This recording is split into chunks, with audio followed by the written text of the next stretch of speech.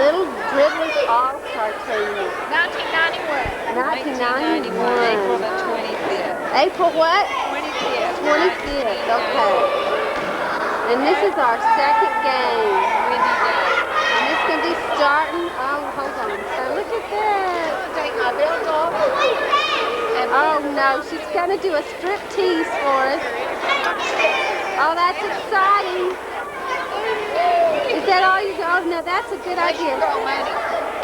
These stairs are real steep and painted, and they're slick as they can be. And it makes us nervous out here. There's Ostentatious.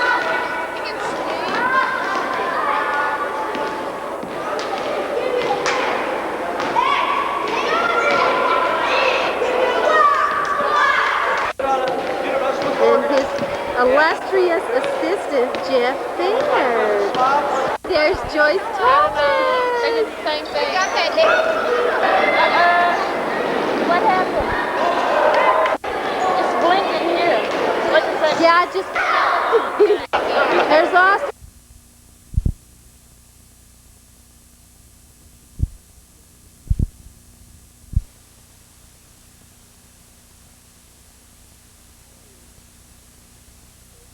Today is Thursday, May 9th, and I'm going in to wake our children up. And I thought this was so cute that we needed a good picture of it.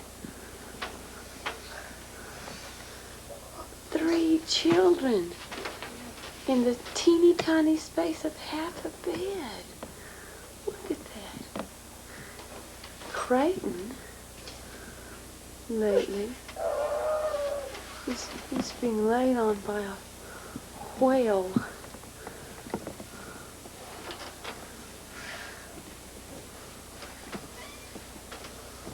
There's a shiny honey there.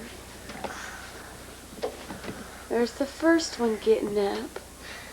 This is the first morning in weeks and weeks that, there he goes.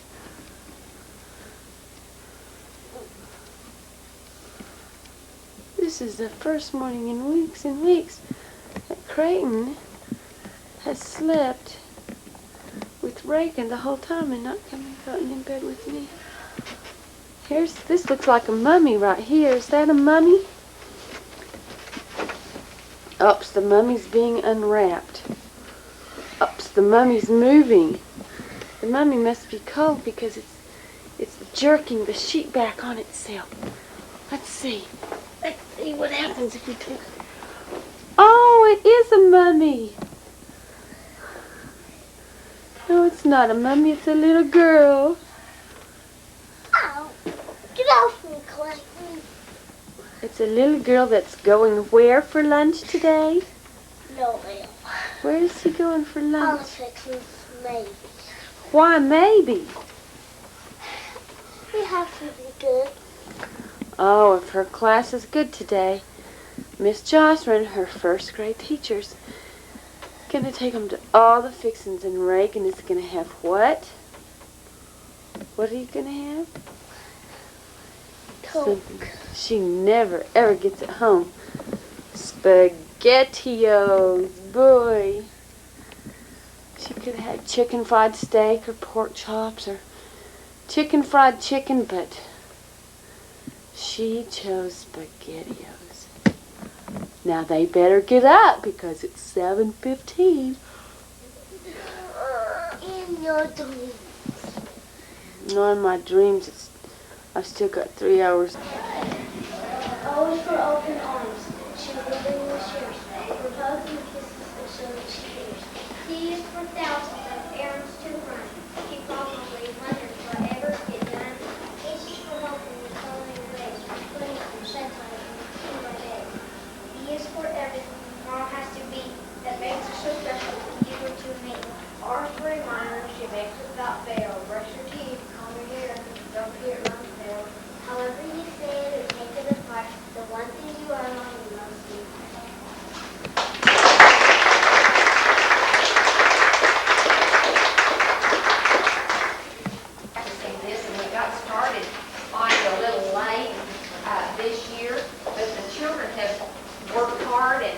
have done a nice job in getting your parts learned. And I wanted to share with you now a little book that I have been using for about the past 3 years on our Mother's Day program. It has become a very popular book now, so I think probably some of you are already familiar with it. It's a little book called Love You Forever. But it is so apropos to the point that we'd like to get across today of how much our mothers mean to us, that I thought that we'd go ahead. It's a book worth sharing and resharing.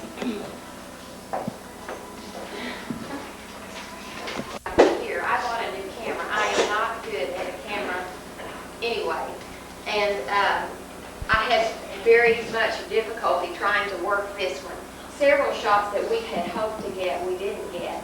Some of the ones that we did get are not good. Nevertheless, the children that they do show, it gives you a little bit of the highlights of some of the things that we have done this year, and we wanted to take a few minutes to show you some of our moments at school.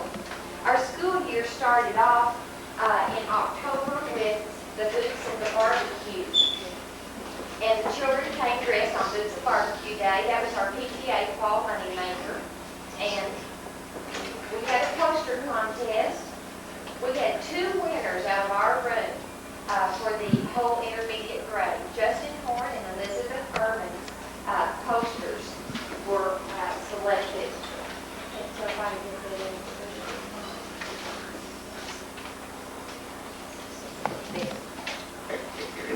November, and our class did some square dancing that Mrs. Hartwell taught her. And then, of course, in November, we studied a unit on the Pilgrims and the Indians. And to culminate it, we had a big Thanksgiving feast that the mothers helped us prepare.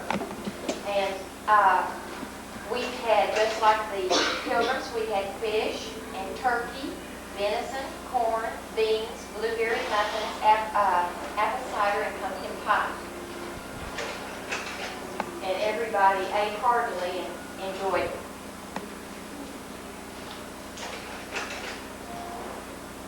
Oftentimes we do some work and check it together. This is doing some board work in math. Multiplication tables is have the moon range. And you have to have all your multiplication facts perfectly to get to the moon. And this year we had 2 winners. It was a tie for first place.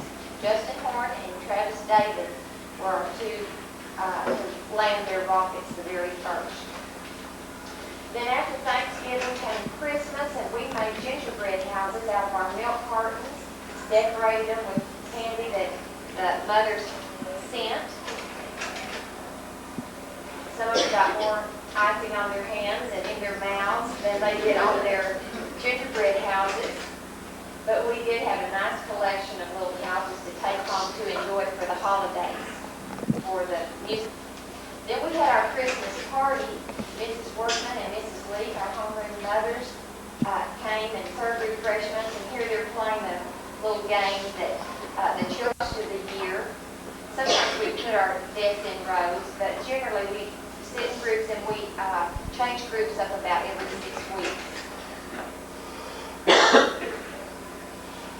Also, one of the things that we enjoy doing is some artwork, and this will be a very memorable group picture. We had not really planned to have Pirate Day the same day as group pictures. Those are coming home today, and they really did turn out cute. I finished the hunt. The treasure actually all along was buried in the classroom. And we divided into crews, and each crew had to find their own treasure chest. Those were just some of the things that... Fashions and clothes, fashions and hairstyles, and fashions and cars. And did you know that there are fashions and mothers too? We are going to show you some very fashionable mothers who made us past, present, and perhaps even beyond. Here is our fashion commentator to tell you all about it. Let's bring on our first one. She's the earliest model that we know of, a cave mother. Our cave mother wears a genuine leopard skin. You will notice that she is wearing a matching mammoth bone in her hair. As our cave mother sings a lullaby from bygone days. Hush, little baby.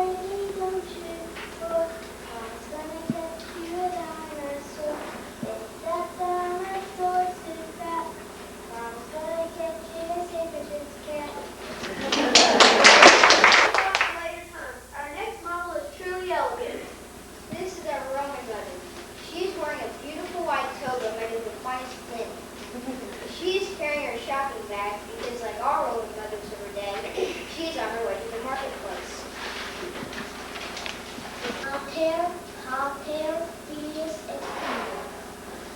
Isn't having prints like that for you? She says she is shopping for mother, father, son, and daughter.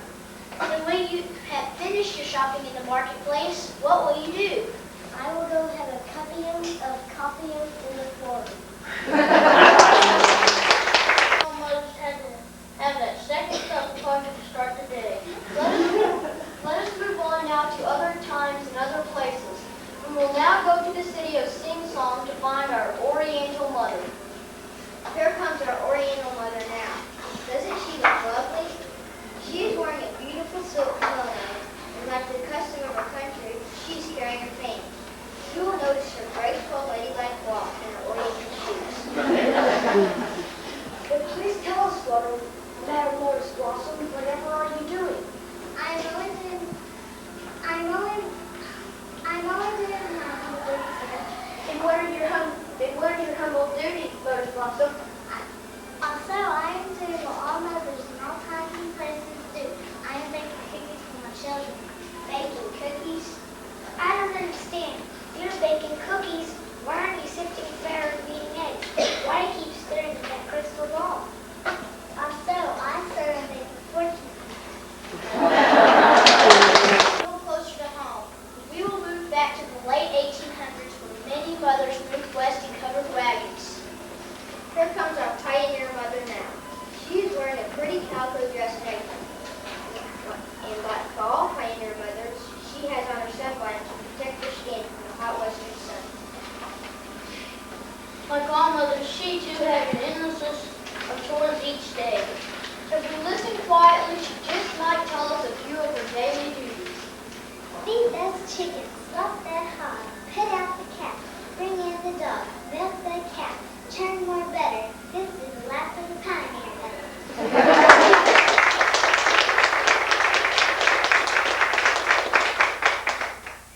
It makes me tired just to listen to what she had to do each day. Right, but what about the modern day mother? Truly, the modern day mother works every bit as hard. Today's mother doesn't just have one job anymore. She has to feed many different people all rolled into one.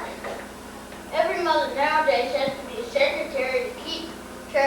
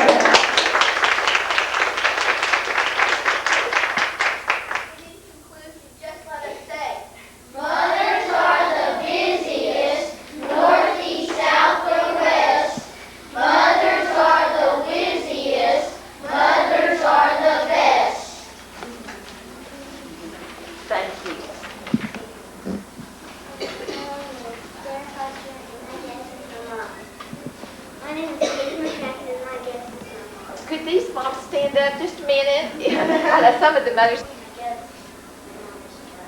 She just left. My name is Happy, and I guess it's my mom. My name is Angelique, and I guess it's my mom and my grandmother. My name is Kimiko, and my guess is my mom and my mom. My name is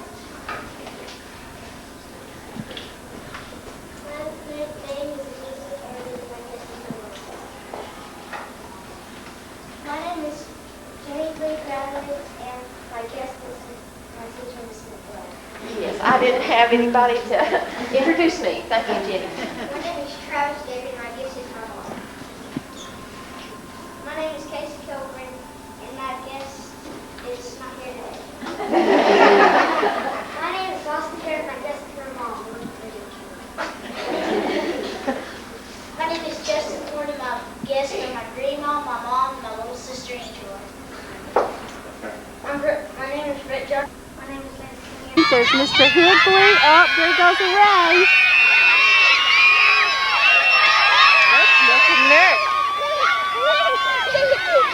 Oh, and Creighton's racing too. He's running as fast as he can. May 17th, we're at Belmar's annual. I'm not sure what they're saying. There's Creighton. Is he cute or what? He can run fast. Oh.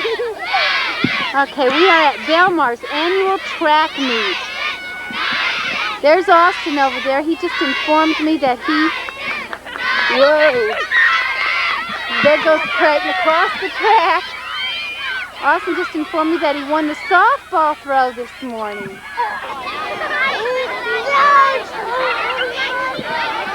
What?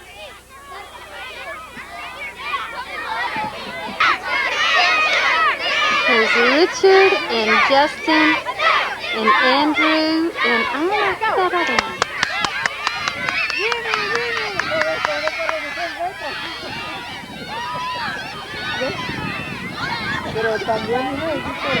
And Justin and then Richard and then Andrew and then that other. I'm not sure what this is.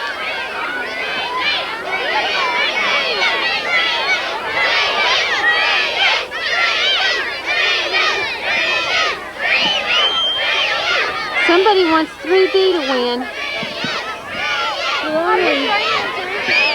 There are only 2 third grade classes. Go back, Creighton.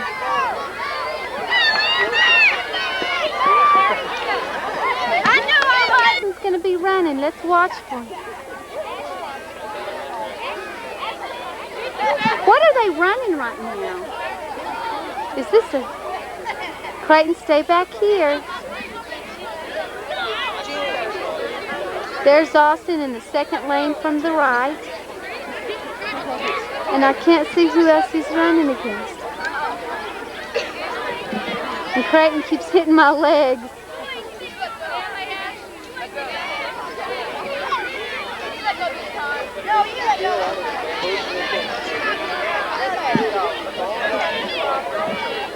And here they come.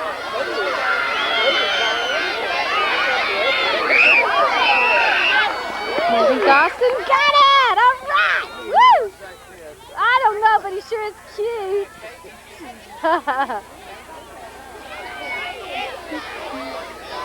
That's so sad. They're making me notice a class and throw Higley out.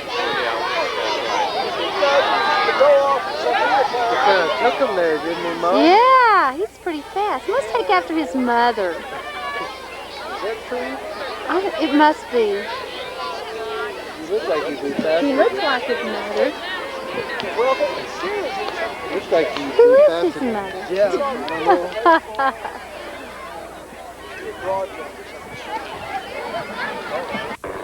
Where'd Creighton go?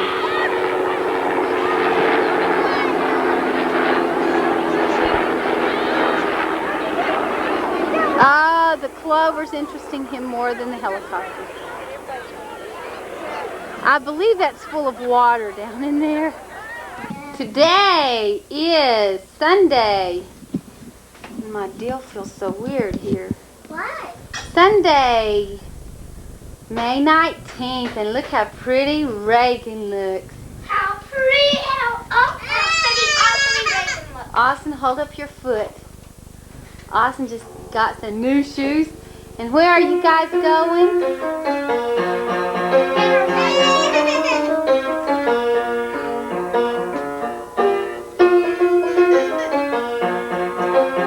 What's wrong? What's the matter? Mom, What? listen, Mom.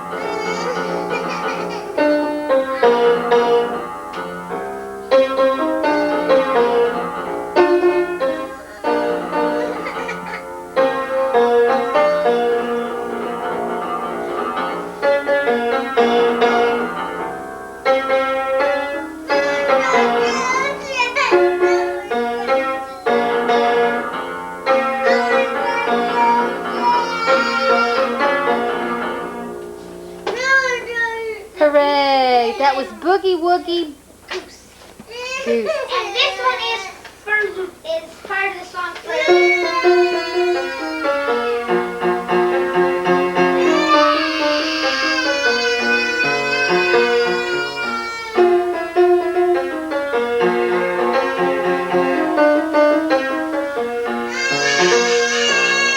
Shut up, Clayton.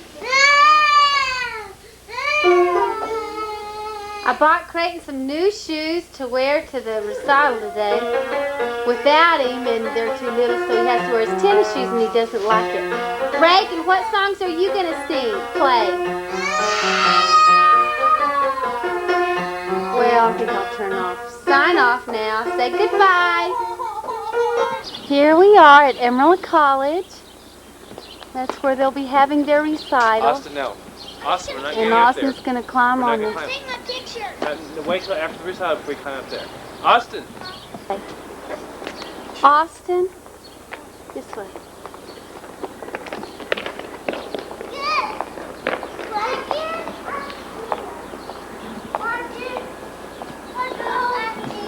Are you ready?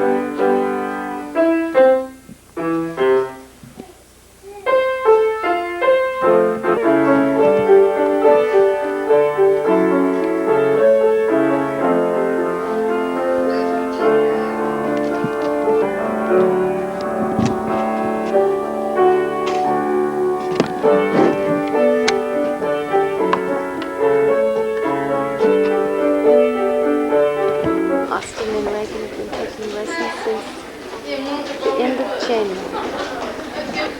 Somebody looks unhappy. Are you unhappy?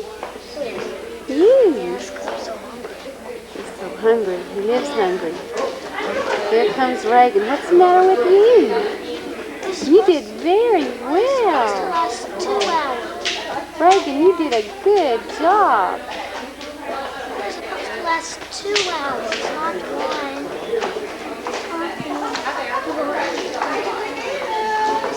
You don't have to go to church.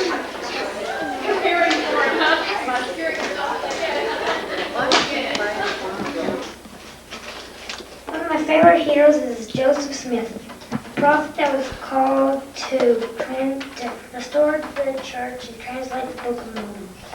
I have other heroes like Michael Jordan, Isaiah Thomas, and Bo Jackson. If Joseph Smith had lived today and had chosen not to be a prophet, then he could have been a sports player. He could have been an athlete because he was so strong. He was 6 feet tall, weighed 200 pounds, and was very strong. He won in most of the games that he played. Heavenly Father knew that the trials that Joseph Smith's body would have to endure, so he made his body very strong. Many times Joseph Smith was beaten, tarred and feathered, and poisoned, and once he was even fed human flesh. He spent 5 months in a dungeon without a blanket in wintertime called Liberty Jail. When he was 7, then he had to have a diseased bone removed from his leg. His mother had carried him around for weeks and was real worried. Some doctors wanted to amputate his legs, but his mother refused. It may have been more than a coincidence that the only doctor in America capable of performing the surgery was in Joseph Smith's area. He wanted to give Joseph some brandy so he wouldn't be awake when they removed the bone, but he refused. He also wanted to tie him to the bed to keep him from moving, but Joseph refused that too. His main concern was for his mother, which carried him around so much that she was worrying. He felt that she could not bear to hear him scream. The bone was removed while he was fully awake. His leg was saved, but he walked with a limp for the rest of his life. When Joseph was about 14, then he was concerned about finding the true church. He had at least one family member in each of the churches in Palmyra. There were at least 4 churches. It never occurred to Joseph Smith until the first vision that none of the churches were true. After the first vision, his family supported him. Hiram died with them, and on that same night, his brother William was being chased by a mob. 3 days later, he died of pneumonia. When he was older, he had 46 lawsuits filed against him. The church said he was found innocent in all of them, but that's not the case. In New York, he was found guilty of casting out an evil spirit. Then the judges discovered that there was no law against that, so they had to set him free.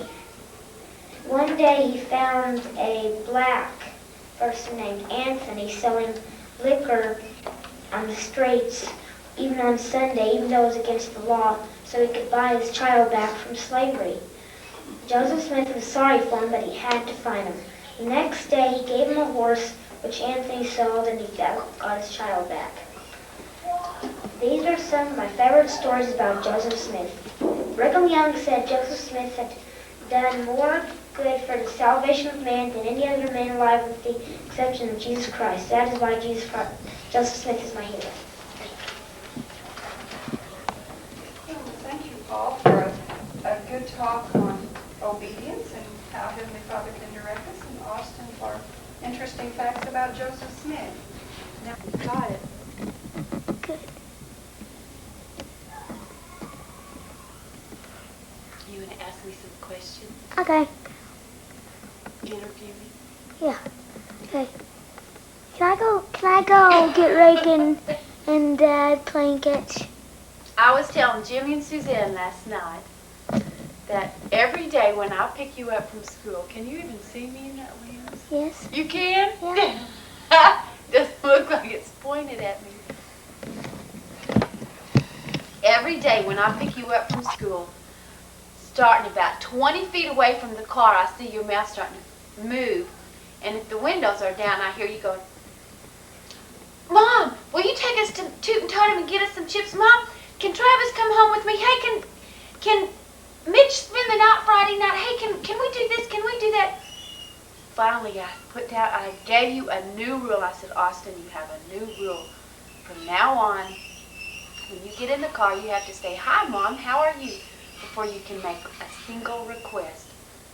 Because always before you started 20 feet away from the car, you would make 20 requests before you ever even got your seatbelt on. Now can I go get Reagan and Dad?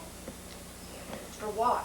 I'm gonna get him playing catch. No, push the button on. Red button. Keyboard button.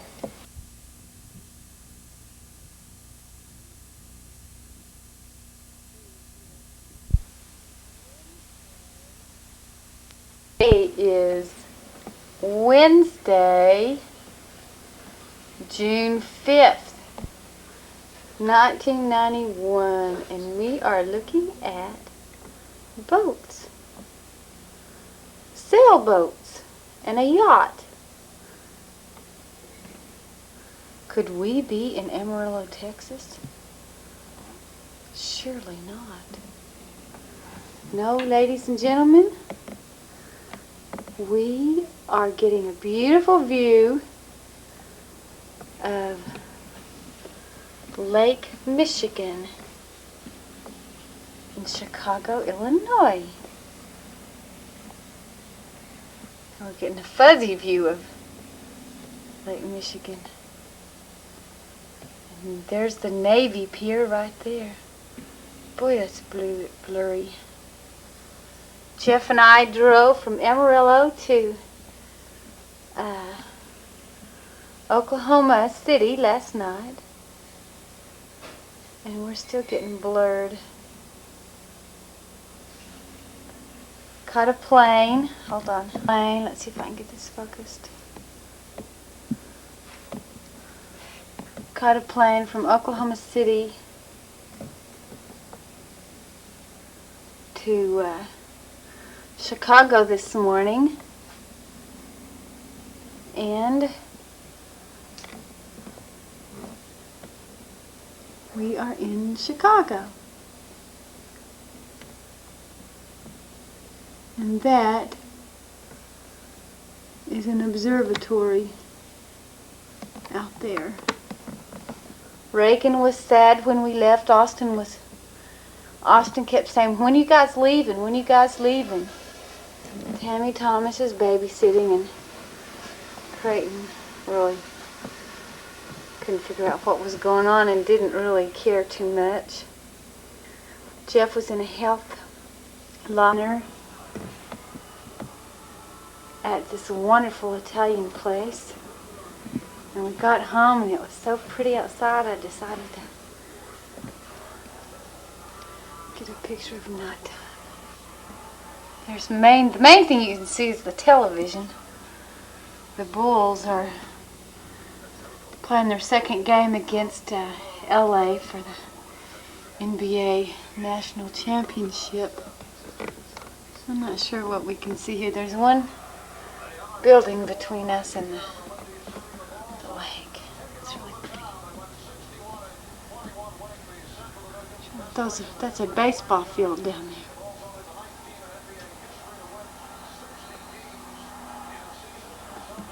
And it blurs. This, right down, I can't see anything. Down here there's a real pretty swimming pool. Oh, 7th, 1991. And while Jeff was at his seminar in Chicago, I drove to Glenview to the temple. and just went through an endowment ceremony. This temple looks a whole lot like the Dallas temple. May even be smaller.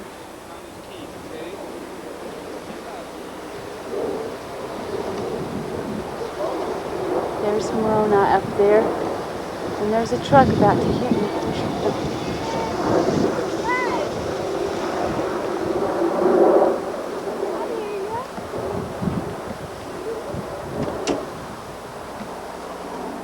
Very pretty temple. Much smaller than I expected. There aren't many Latter-day Saints up here in Chicago. There are only 2 wards in Chicago, a city of 3 million people.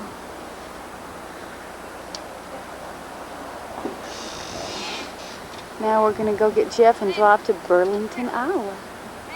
Of the front at the temple. There's a naval base close by. Oops, I'm looking in the camera. A naval base close by, and you hear planes overhead.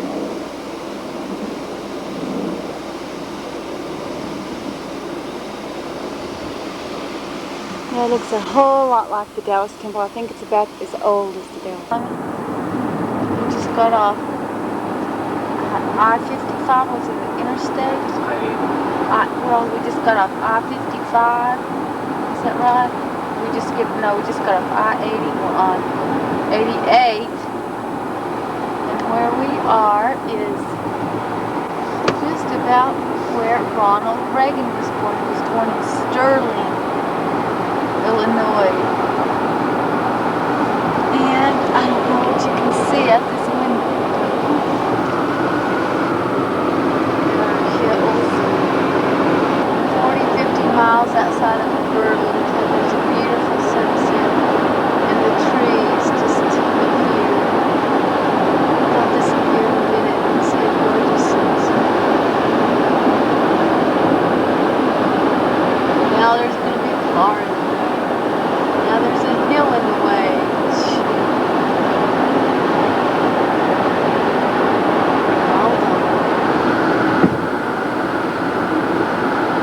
Some bugs on the window.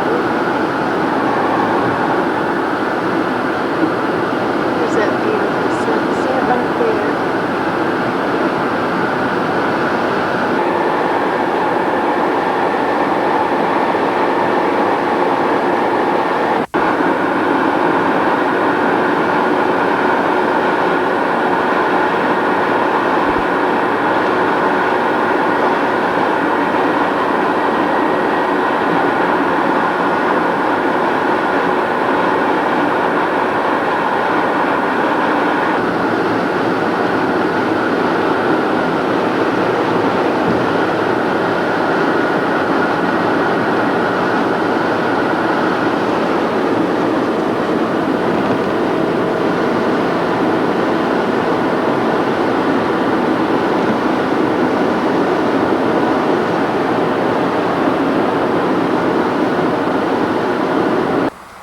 Right now we are about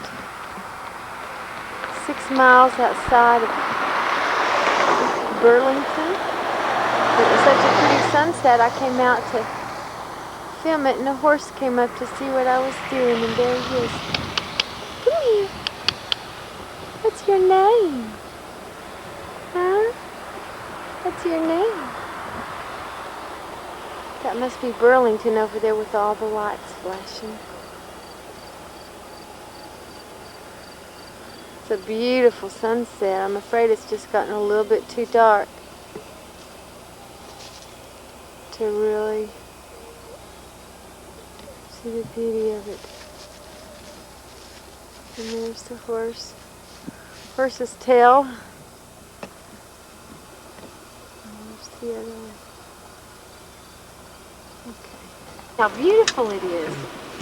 We just crossed the Mississippi River. I don't think I can get back there to I think I've got some. film it. How much is it? 20 cents. Okay. And it's all on hills. I mean, across the river it's just as flat as it can be, and over here There's a quarter, The sir. whole city is hills. It's just beautiful. Thank you. Toll bridge, I guess.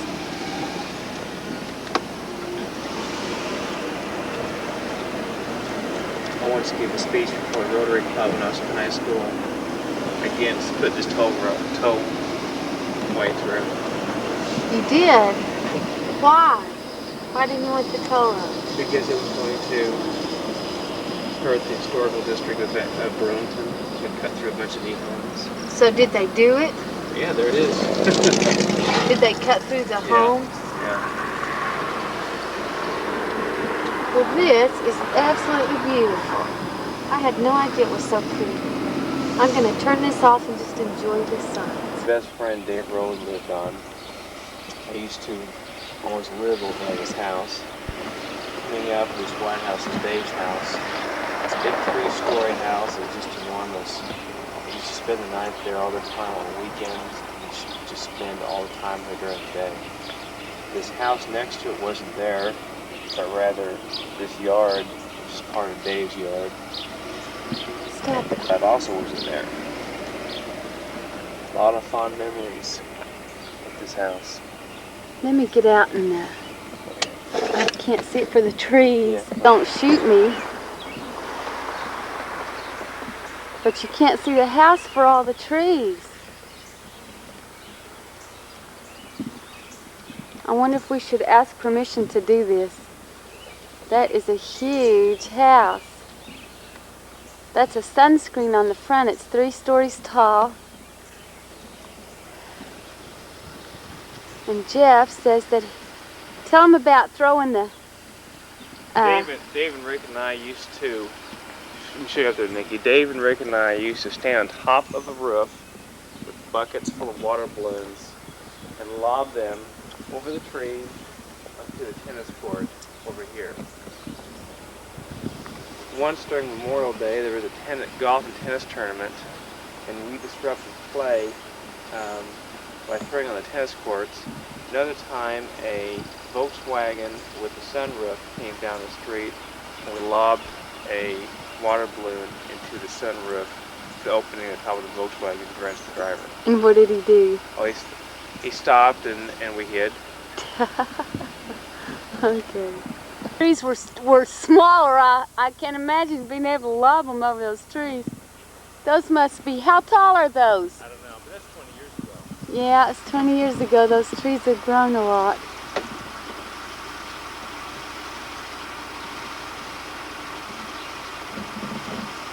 Look down that street. Also, put things in perspective. That's the country club over there.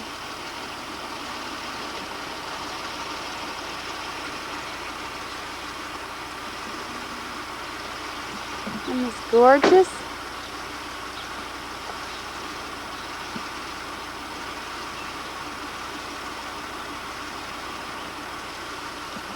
You can get a view of some of these streets. Oh, these are smaller houses. These Yeah, are probably We're about to go. 3,000 square feet here. We're about to go over the north side. We'll cut around there and then go down by the river. Oh, it's Jeff. Okay, this yellow house is the house that my mom and dad almost bought when I was in high school. And we came close to it, we looked at it, there's a car, we looked at it, but decided that we couldn't quite afford it. That's a beautiful house next to it. Next to there.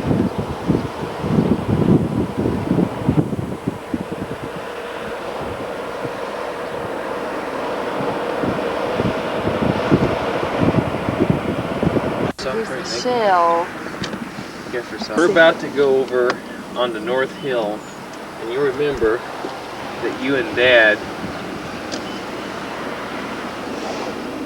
looked at buying a house on North Hill at one time, and then we decided to move instead to the Greenbrier Slum District, which is what you and Dad used to call it, Is that where your first house was?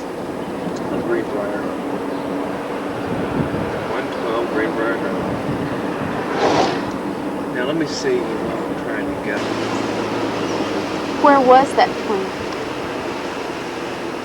West of town, about 15 miles. Now, what street are we on now? I don't know what street this is, but it's coming up onto North Hill.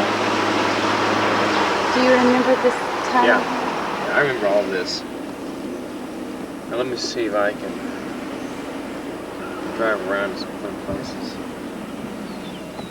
I mean, I have been. Okay. Okay, Brad didn't go to the Bobcats middle school. He went to Perkins Elementary. That's right. Well, I think coming up here may be a lookout. Yeah, I'm doing real well. I'm proud of myself.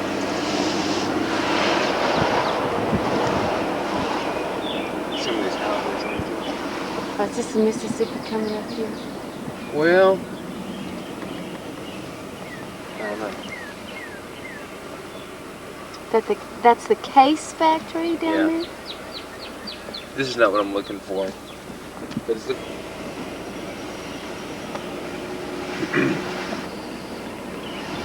looking in the real estate. Mom used to be a realtor, and looking at the real estate advertisements, homes, real nice, 2-story, 4-bedroom, Three-story. homes, 3-story, where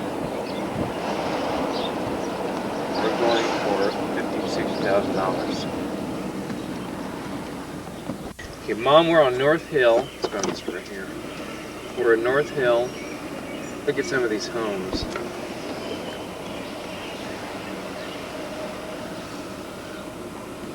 I think we're about to go to that little lookout observatory that overlooks the Mississippi River, Mom. You may remember it.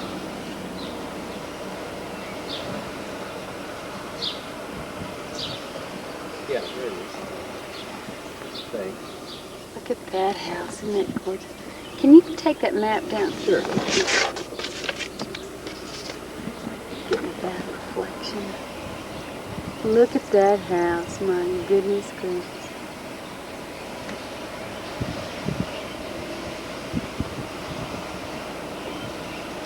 This is still not what I want.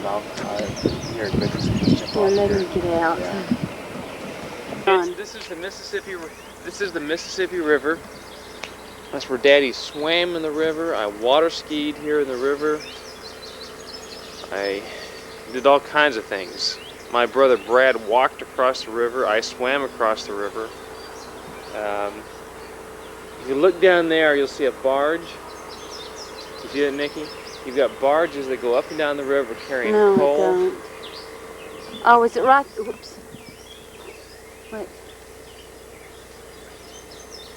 See it down the river? Oh, right there in the middle of the Yeah. stream, kids. That's a barge.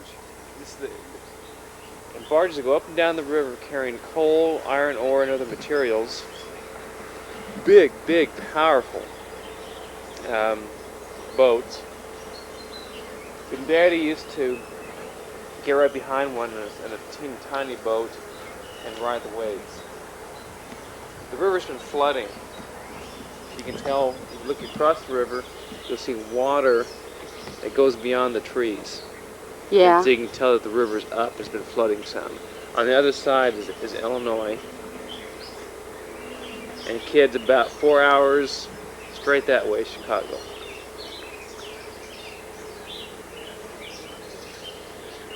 I've never seen a houseboat. Show me houseboats down there. They're houseboats. And these are boats. They're not ski boats like the Cliftons have, but they're a houseboat. And inside the boat, you've got little places to sleep, kitchen, bathroom, shower. Well, you're going to be leisure. We'll go. We'll pull my little book out. I want to show you. Yeah. In a second.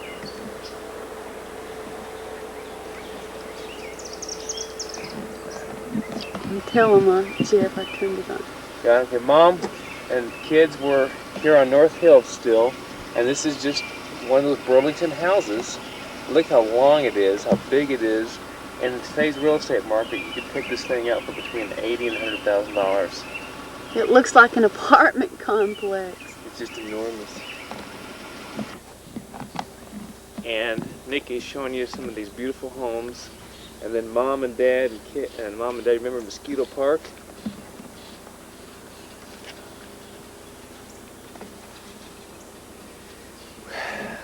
When I was a teenager, I spent much hours up here, just looking at the river. Mosquito Park. Did we bring our insect repellent?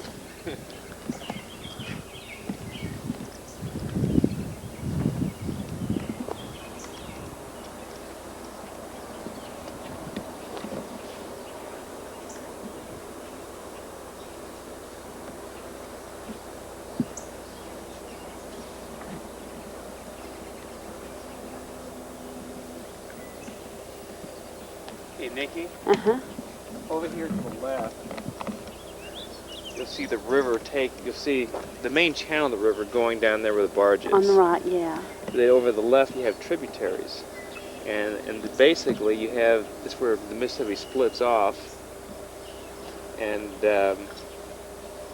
you have smaller rivers going out towards western Iowa.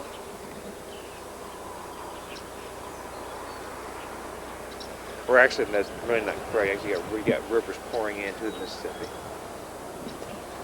And there's the bridge that comes across the river, an old bridge.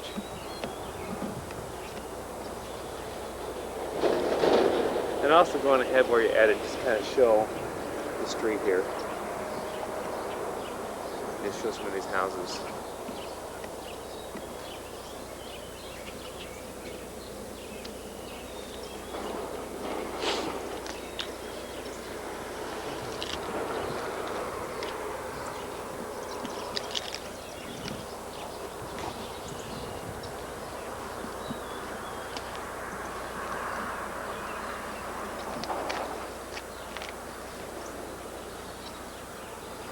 We go to Snake Alley, then we go down to the river itself. Where I went to church, this is Christ Episcopal Church. My priest was Father Strausser, and this is the church that Daddy grew up in before I joined the Church of Jesus Christ Latter-day Saints. And we were fairly active for a while. I came for about 2 years. I came to church a lot, but then quit going.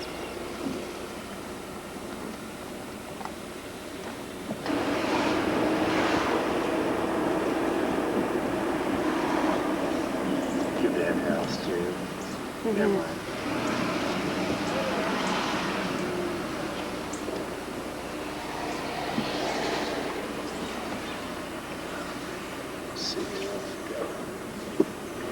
Look how hilly it is. I just can't believe it's this hilly.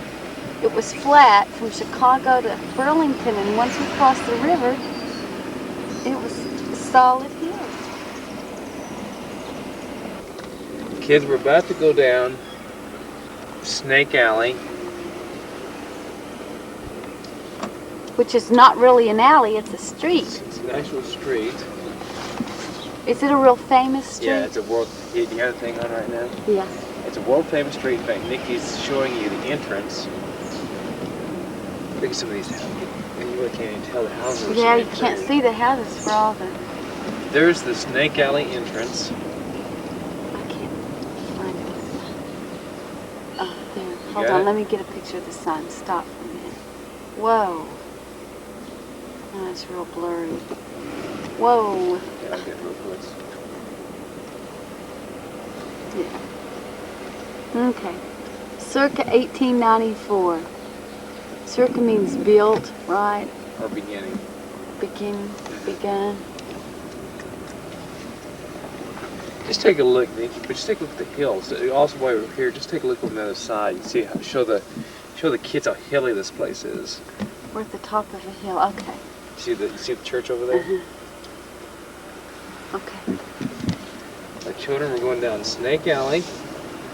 I don't think they're going to get a very good Yeah, idea from this. What we'll do is just at the bottom get out and just kind of film up.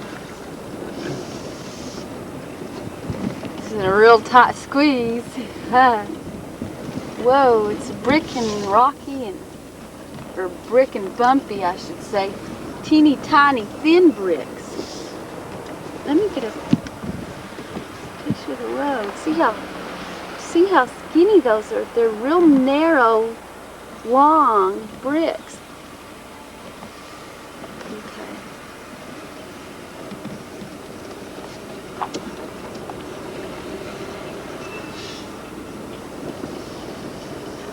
here, you have to jump out. You gotta get rooted. Really get a good idea of how curvy and hilly this snake alley was from the car. I got out and we're getting a picture of Daddy driving down it. It's very narrow. You have to travel real slowly.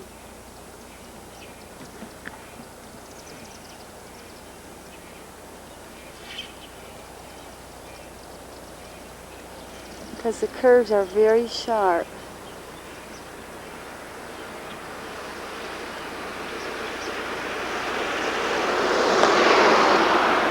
All right. You're shopping.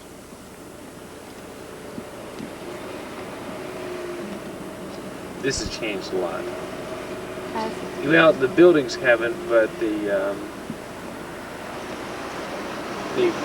kind of turned this into more of a mall than they did before. I think this is, yeah. What street are we on? I don't know what street this is. Johnson Rasmussen. What is that? Mom, do you remember Johnson Rasmussen? That's where he used to always buy my nice clothes for me. And it's still there. That's just incredible. Is there a gazebo at the end down there? Looks like it. So that's new. Oh, is it? Yeah.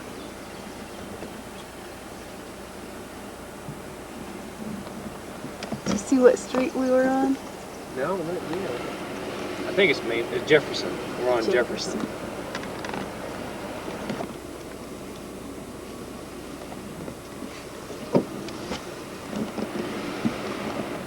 This is all brand new. No, they're Shrams. I was wrong. Are you on, Nikki? Yeah. Okay, they're Shrams. That's where Mom used to do her shopping. And this gazebo is never here. This road used to go all the way through. To what? To the river. To the river. How Right. fun. The road used to go through to the river. In fact, we ought to just park and walk down the river. That's as good a place as any. Burlington. Oh, you need to Hotel. show her the Hotel Burlington too. It's kind of... And then here's the Capitol Theater over across the street, where I used to go to the movies all the time. And it was the Capitol then? It was the Capitol then. Boy, things just have not names of things. The pizzazz is still here after 25 years. Right. A lot of the little However, it looks convenience stores are like still the Nikki. same. Looks like the Capitol Theater's now closed. Oh, does it? Yeah, but still.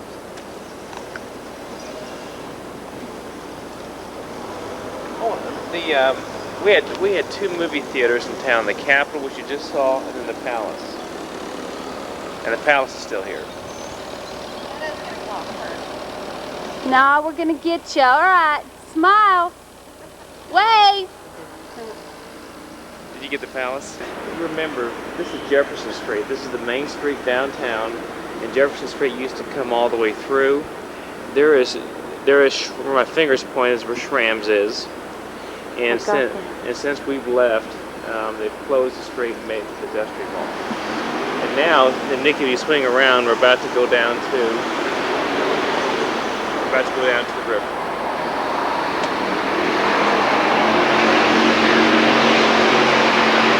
So show them Steamboat Days. Welcome to Burlington Steamboat Days. They must be having that now or about to have it. In fact, apparently they've either just had it or about to have it, because you can see the fries and everything else.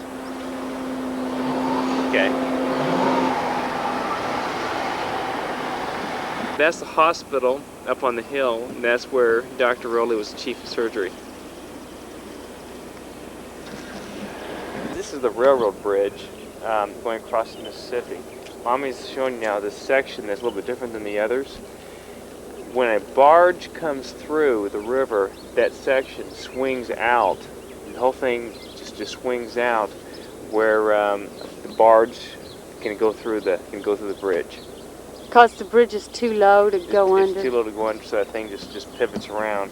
Now, Mom will swing back around to show you the automobile bridge. That's where the cars come across from Illinois.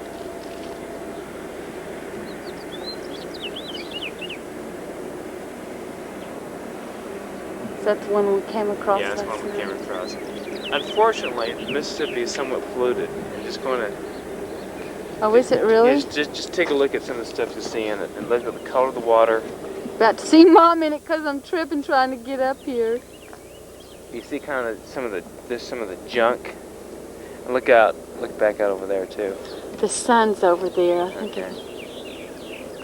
The Mississippi's not real clean, unfortunately, and it's just because everybody uses it. Both industrial cities use it, as well as a lot of runoff from farmland, pesticides, herbicides, cow manure, stuff like that.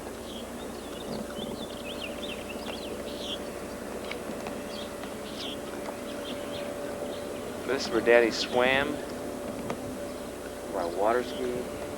And also, Nikki, my little brother Brad, I think right where the railroad bridge is, he walked across the river in the winter, and Mom just about killed him. when it was frozen. It was frozen. Did he do it by himself? He went with 3 friends. And Daddy swam across the river downstream. I'll show that to y'all later. With no life jacket. No life jacket. Did she almost kill you? No, because I was a teenager. Now this is kind of a narrow part of This is a narrow part of the river. Mississippi. Yeah, this is about half a mile across. No, it's about it's about half a I mile bet across. it is half a mile anyway. Yeah, it is. In certain parts of the river, it gets to be about a mile across. My sophomore year in high school is where I wrestled, and then this is where all 3 years of high school I ran track. All 3 years of high school I played football. This is the track stadium, the football stadium. And once we moved over, this was utilized for basketball and wrestling during my sophomore year of high school. We still went to the old high school, so I'd like to show you.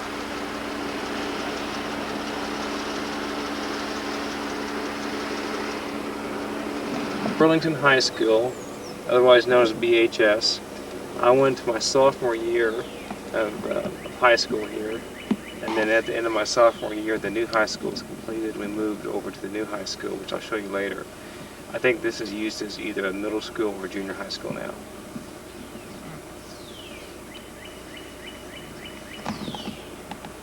A standard gas station before they tore it down and built the food stop, and I worked there for a year.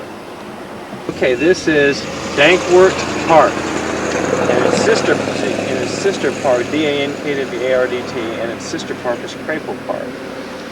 In fact, I think what I want to do is cut back around and go into the Crapel Park entrance. You mean it's two different parks that are connected? That are connected to each other.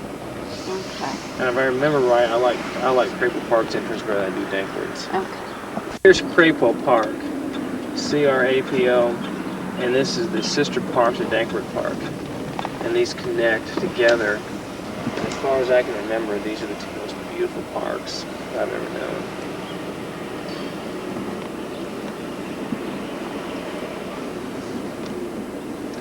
We're still on? Yeah. Dad used to spend hours and hours here playing baseball, playing football, playing tennis, just walking, riding my bike out here. All kinds of things. This was the place that all the teenagers met during the summer and the weekends during the school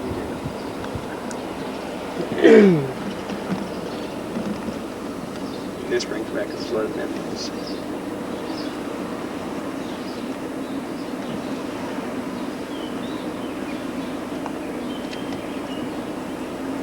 Here in a second, I'll show you.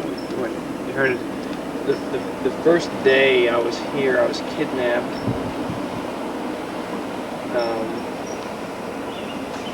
Okay.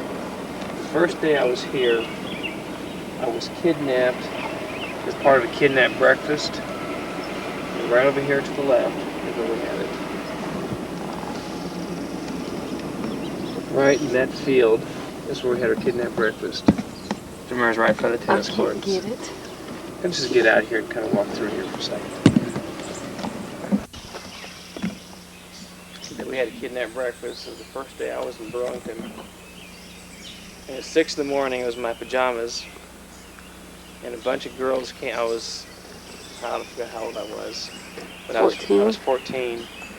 and a bunch of girls, Jeannie Anderson, Carolyn Youngstrom, and Karen Cassidy, broke into my room and kidnapped me. I had my pajamas and my slippers on, and we came out here to the park, and there were about 30 kids, and there were several sets of parents that cooked pancakes and bacon, and we had breakfast, and we all played softball in our gowns and our pajamas.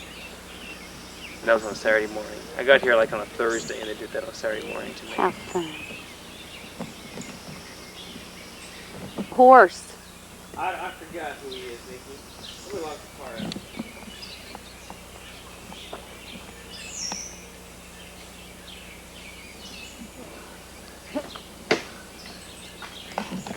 This is a little pond out in Cable Park. Iowa gets real cold in the winter, and you basically have snow on the ground for about 5 or 6 months, about 5 months. And this little pond freezes over. And I used to own a pair of ice skates, and on Friday, Saturday nights, my friends and I would meet out here, and we'd skate for maybe 2 hours. And we'd skate around and round and round. We'd get on the island in the middle, and we'd play Crack the Whip, where you'd have 5 or 6 of us holding hands, and we'd be skating together, and then would quickly do a real tight turn, and the person on the end would be going about 3 times as fast as the person at the beginning, and then you let go of him, and that person would take off like a bullet across the ice. Just do that all the time. And behind Nikki is what's called the Ice House, and we spent that's closed off during the winter, and we used to always have a fire going. We used to drink hot chocolate and warm up when we get cold ice skating.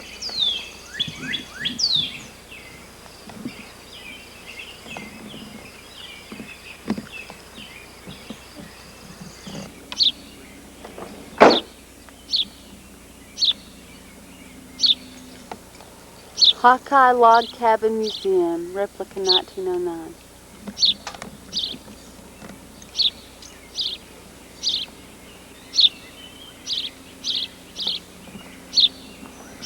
What is this?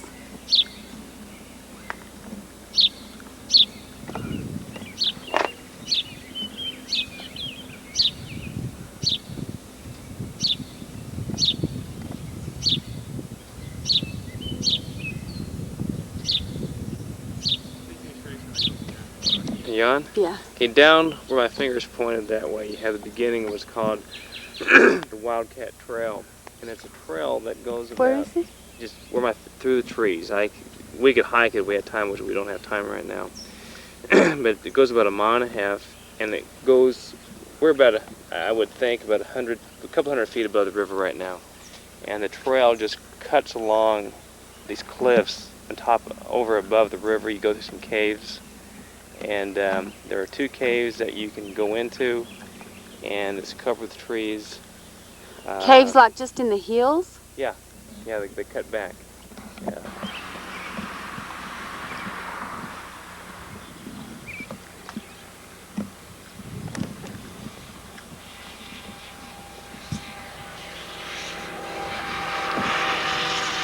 Come over here, I'll give you a commentary. Well, Or what? right up against the back fence of Baseball field. We're against the backdrop. The baseball field that Daddy used to play baseball in for several summers. When I was basically 14, 15 years old, we used to meet out here at about 8 o'clock in the morning and play baseball until 9 o'clock at night. About 18 of us used to meet all the time and play ball. It was a lot of fun. Actually, 14 and 15, not 15. Yeah, 14 and 15 we used to do this. Play ball all the time. and tell them what's over here. And this is Burlington Municipal Airport. And we used to do sneak in to the airport. Kids, if you ever do this, I'll ground you for a year. But we used to sneak into the airport at night and lay down on our backs into the runway and watch planes land and take off over us. is an extremely dangerous thing to do. That's right. You're lucky none of them were practicing aborted takeoffs. Coming into the Greenbrier Drive, and this was the first street that we lived on. We moved to Burlington when Daddy was 14 years old. Here in a second, I'll show you where our house is. But this is, these are new houses. Mom and Dad were just sick about having to buy a smaller, newer house, considering that we had just moved from a much larger old brick two-story house from Evansville. I'm about to show you the house that I lived when I was in high school, which is 112 Greenbrier Drive, which is right here. This is the house that Daddy lived in, our whole family lived in when Dad was in high school. 3 bedrooms, basement, backyard. Again, much smaller than the house we had on Alabard in Evansville. This is where I went to high school.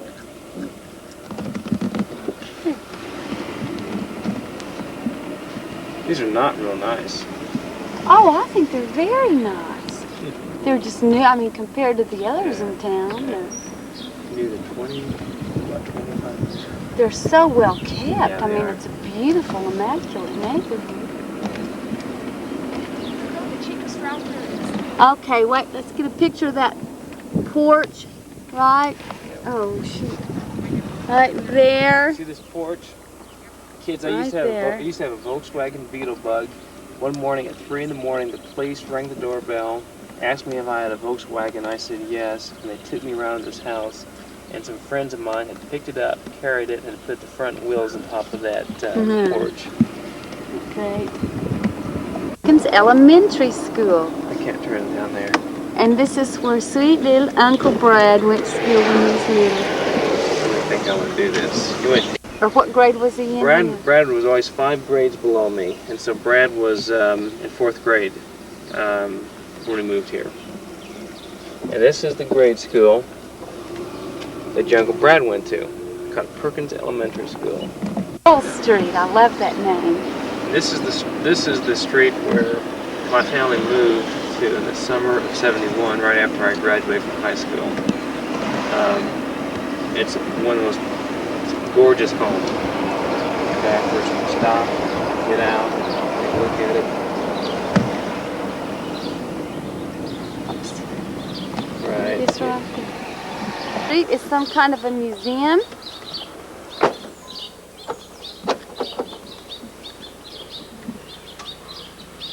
Is that a home over there, Jeff? Is that a home right there?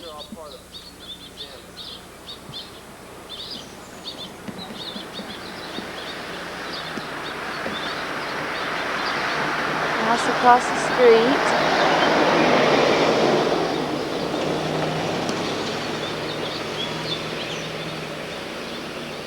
Can't even see the house for all the trees. There's a Let's kind of walk up to it a little bit. house next door. Okay. We'll walk across the street here. Kids, this is the house that my family lived in for 3 years. I lived here on the summers and on weekends when I come home from college from the University of Iowa. It's a big 2-story house. English tutor, that's English real tutor. unusual Yeah. here. It's a combination of stucco and brick, leaded glass windows, And big I old bet the 2-story people wonder house. what we're doing. Yeah. And is that the front door? It's front door, yeah. Let me go around. Okay. Oh, how pretty. Isn't that pretty?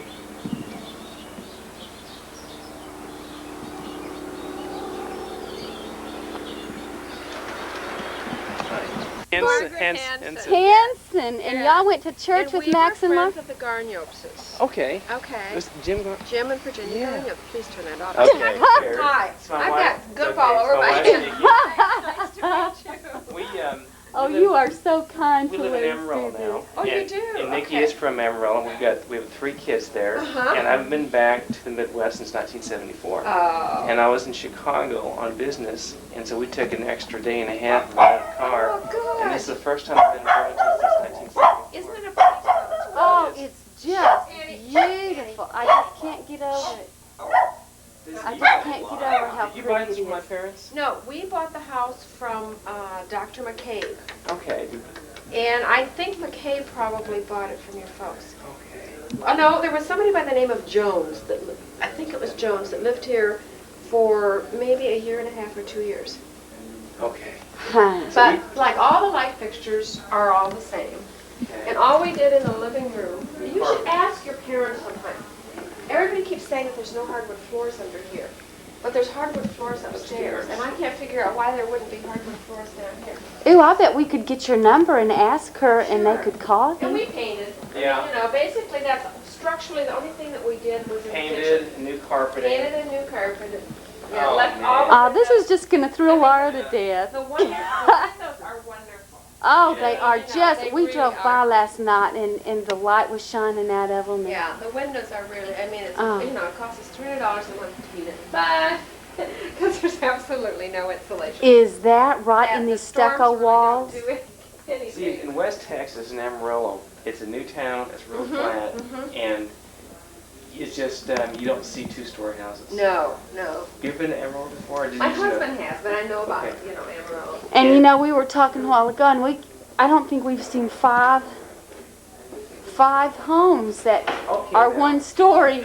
This used to be, Oh, gosh. Used to be 2 separate used to rooms. be closed off. Right, there was That's just a right. small doorway there, and Right. we opened it up and Okay. moved. Oh, the this is sink- nice. The sink was over there, There. and there was just a stove that sat here, Right. so we just, it Right. wouldn't fit. The dishwasher, one day I was at work and the contractor called me and he said, "I'm bad, the dishwasher won't fit in here, it's too deep." So we just switched plans instantly, and I said, "Well, put the stove where the dishwasher was going," and, Huh. Isn't this gorgeous? oh, like I said, it's kind of a mess. I just started polishing copper today. Oh, it's beautiful. This is But we this- left all the old cabinets, I mean, the cabinets are wonderful. Oh, And they're my so son the neat. other day said, "Hey, I think those are probably brass under there, under all the paint and all the goods." So he took it down and they are. So someday when I have some extra time, I'm going to take them all off and soak them and put them back on. Oh, Now, did you let's have look more at for them. the Friday paint? No, he works for Pioneer Hybrid in Okay. Des Moines, Iowa. In Des Moines, okay. So Now, how far of a drive is that? 3 hours. So I went to the university. Of Iowa. Right for undergrad. Yeah, we have a Oh, daughter that's so in Iowa nice. City now. Our son graduated. I'm not going to go Yeah. down It there. is. Yeah, a it mess. was just, when we had it, it was just cement, and your washroom's over that way. Yeah, Is right. there a yeah. fireplace down there? No, my It's husband's just sort of put arches, we put grow lights and plants down there. Oh, how But fun. I hate basements. Oh, this is fun.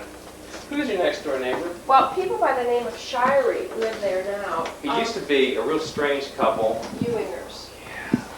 Laura Ewinger Yeah, was yeah, about. they were wild. Laura Ewinger was, I think, they had a daughter by the name of Desiree. Oh, see, I don't remember. They went through a divorce. He inherited a family business. Right, Ewinger Supply. Right. And the whole house was done like a whorehouse. I mean, Well, she red was. and- well, she- Really? Red, white, and Well, gold. Oh, Laura, no. Laura used to lay out. He's out there topless. Laura Ewinger, and she used to lay out topless by her pool, and I forgot her husband's first name, Pat maybe.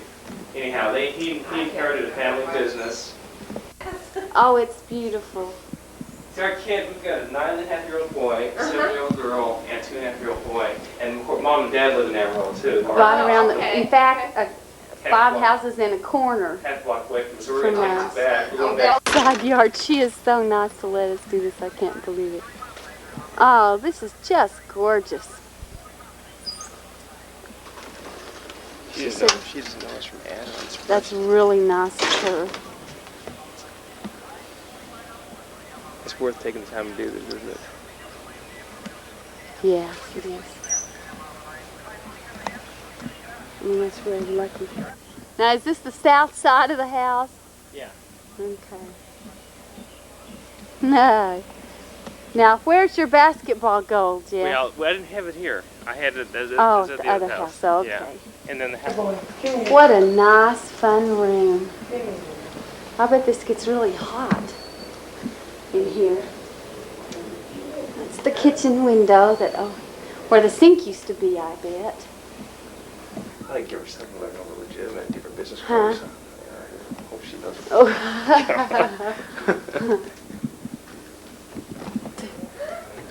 Up here on the left. Jeff said he should give you a business card or something to let you know that. I'm legitimate. No, we're not rip-off artists. Oh, hey, I never even thought about that. Here's my bedroom on the left. They've changed. Oh, how neat! It's now our son's Todd's bedroom. Okay. How fun. And then Brad's bedroom is it over in here? Yeah, it's now Jennifer's bedroom. Oh, look Oh. at that neat airplane. Oh, That's- Todd, Oh, how pretty. Oh, look, now, did y'all have the hardwood floors, Jeff, when you were here? probably not. think I don't we had remember. carpet on it. I can't imagine those floors down there not being Well, hardwood. somebody said they had a real flood. Our daughter Jennifer is in between college moves.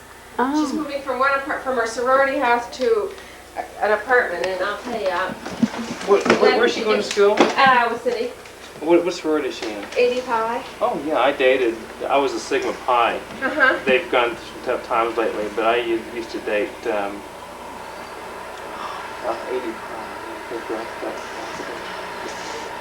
I forget, where's their house located? It was built in the 60s, and it's on Bloomington, just around the corner from Burge Dorm. Okay, that's right. She's moving out of it now? Yeah, she's lived in it for 2 years, and she's got an apartment. Okay, that's right. I dated a redhead there. And We this can't is, talk about that from your body. Talk about what? she was ugly. Oh, bad. sure. This is, Many years. this, Oh, that's look Cedar- at this is Cedar this. Closet right there. Yeah, it's not- Over back there in the corner. Yeah, that's a cedar closet. Oh, isn't this pretty? And you'll put in a shower, I guess. Well, somebody did. Bob? I know. Surprise, you're on candid camera. Careful, Bob, you're on video. Max Max and Baird. Laura Baird, they went to our church. She was a I have psychiatrist. something for you then. No. What? Some old baseball cards I help. No, Oh. close. No, the Boy Scout thing isn't his, it's Dr. Yard. Oh, Dr. Yard, you can't have them then, I'm sorry. This is Oh. my wife, Nikki. Nikki, glad to meet you. It's nice meeting We, y'all. so you knew my parents. No. Well, remember they went to the Episcopal Church for just a Oh, short yeah, time. no, okay. He worked out of the My plant. dad's Yeah. a psychologist out at Where is he? Plant. Yeah, he was, In '74, when the families were when they closed. It's I now was what? just going to say, if you want something interesting to do, you might want to go down and walk across MacArthur Bridge. Because it's the last day that you're going to be able to have pedestrian crossing across there.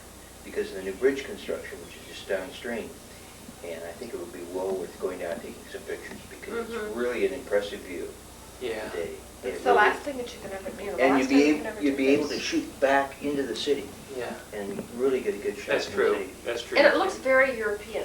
It I think does. when you come across from like Chicago, when you came across and you saw the hospital and the St. John's Uh-huh. steeple, you just sort of have a feeling of a very German or European city. Oh, I just couldn't believe it. We drove through flat land. Here was the population of Burlington, I think in 31,000. 1865 the population was 31,000, and today, 130 years later, it's still 31,000. I Isn't think a lot that of them are the same fascinating? people. But if you get a chance, have you seen any of the gambling boats coming to the area? Now tell me about the gambling books. We Is that went out kind of on- a big, that kind of a big controversy or not? It is an Iowa. It's a shame when Iowa has to, peg their development on gambling, which I think is kind of a bad thing to do. But the boats are really surprisingly nice. They're very well done. The one through here is relatively small. I think it holds 600 people. But you can go out and there's very good food, linen tablecloths, candlelight dining rooms, And you can gamble. and gambling. Oh, it's a slot ball. machines, roulette, They have blackjack. the slot machines. You get like slugs. You don't use regular money. We went out the Sunday Memorial weekend, and I put like $10 into the slot and I won $125. That was so exciting. Oh, how fun. Yeah. But the ones up in Davenport, one of them up there holds 3,000. Have you ever My been to St. goodness. Louis down at the Arch? If you remember looking over the edge of the Arch, they had this big kind of Art Deco boat that was anchored down there. It was called the President, I believe. I'm not sure if that's the one, but I've been on. Yeah, then, Traffic is really and pretty even heavy. Fort Madison is so long, it takes you a half hour to get through Fort Madison. When you lived here, there were evergreens. We thought it would be a good idea to take out all the evergreens. When we did it, we've never been able to get anything grow back. Oh, no. Okay. Oh, there were evergreens along They here? were huge. They came all the way out to here. You can see. where we Yeah. put the things. To Burlington and drove 17 miles to Fort Madison, and then we drove about another 10, 12 miles, and we are now in Nauvoo, Illinois. Over there is the Mississippi. See it? Not sure I can... Well, see the Mississippi through the trees there. Getting close enough. Okay. Now we're about to. Nav... Now we're about to go through the restored home sites and other building sites of the old Nauvoo back in the 1830s and 40s. The Latter-day Saints came here after being threatened with extermination in Missouri. Missouri, yeah. Had to leave Missouri and came here in the middle of winter with no shoes and bleeding feet.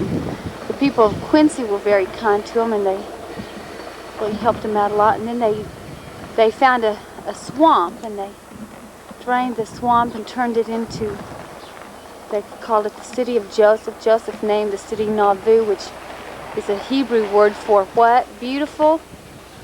Beautiful city. So here's the cultural hall, completed in 1844. I think this is probably where they had all their plays and concerts and stuff like that. You have to look at it now. This is building is called the Cultural Hall, and this is one of the major buildings that were built by the Latter-day Saint people when they lived here in Nauvoo. Now it's of course not as large as the temple or as important as the temple building, but this is still a large building for the frontiers. Now it has 3 stories and a basement, and it's including Brigham Young. Now the building was only used for 22 months before they had to leave here. But they did put on 6 of these productions during that time. When they got ready to leave, they put the building up for sale, as all buildings in Nauvoo were put up for sale, just about all of them. This big, such a large building didn't sell rapidly, but actually in a couple of years it did sell. Someone started a mercantile business in here, and it failed, most likely because most of the customers were gone by then. About 3 years later, it was sold at a tax sale for back. Someone purchased it and turned it into a home. You can see it looks considerably different than it does today. They did major renovation on this. They removed the entire 3rd floor. And it would have still been a very large home.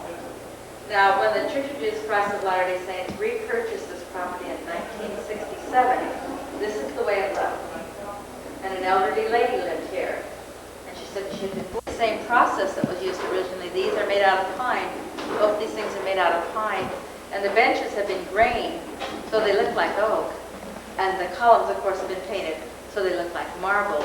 If you ever have the opportunity to go out to Salt Lake City and visit the tabernacle, you'll see the same kinds of columns, much larger, the same benches, and the same craftsmen that lived here in Nauvoo. A lot of them also went out to Salt Lake, so that would explain why they look a lot alike. Now, in this building, we tell you a little bit about the building. We do a skit if you'd like to see it. We'd be happy to do it for you, and then we have a tour of the building if you'd like to see the quilt from the 3rd floor. Latter-day Saints, Joseph Smith and his group had their Masonic. It's an excellent answer. Oh, is this 2? Yeah. Oh, sorry. These are the quilts. This is floor 2. The one to the left of that is a quilt that's made out of men's neckties. Oh, gosh. The one to the This left. one over here? Uh-huh. Men's And necktie. that one's called Tumbling Blocks, and it looks like kind of a contemporary pattern. And if you look closer, you'll see some rows of stars. The blocks actually make rows of stars, too. When Priscilla enjoy this. It'll be reminiscent of Go ahead. quilts that you've seen in your parents and great quilts. Quilts have special meaning. Nauvoo Police Department, so they conducted a lot of their business up here, the business pertaining to the city. I see. Also, from time to time, it was used for art displays, and in keeping with that tradition, we do have our quilt displays up here today. Huh, okay. We read the Doctrine and Covenants before we go home, so How long have you been out? a little over a year. You've been here a little over a year? Just a little over a year. We had friends 14 that, months, I guess. that were back here on the mission. And she really enjoyed it. Well, it's a nice place to be, yes. Hi there. Now, if you'd like to, you can go up and meet the fire code. These over here are Isn't that beautiful? Third floor. This is how it had these Masonic meetings, Mason meetings.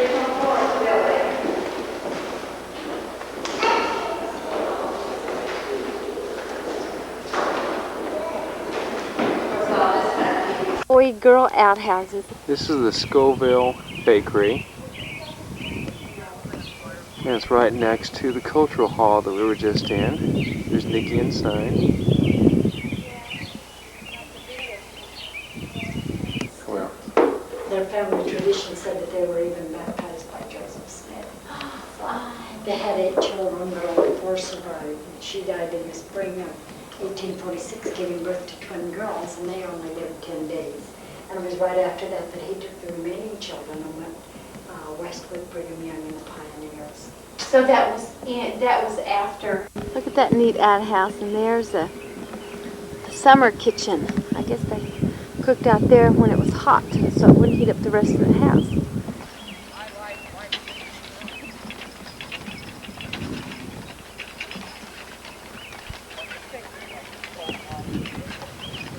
What are these buildings down here? Lion Drug and something. Lion Drug.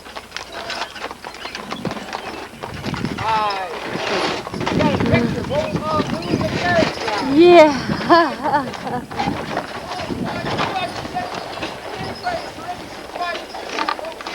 Lion Drug and Variety Store. The view of the they call it the Cultural Hall. Now it was the Masonic Lodge. Getting a good start here. If you want to come along with us, you can do that. Which kind of list? Okay, you just follow right along with us. In the notions cabinet here, he had other items for sale, such as ladies' collars, ladies' handkerchiefs. These are perfume vials laying on the handkerchiefs. Ladies' gloves.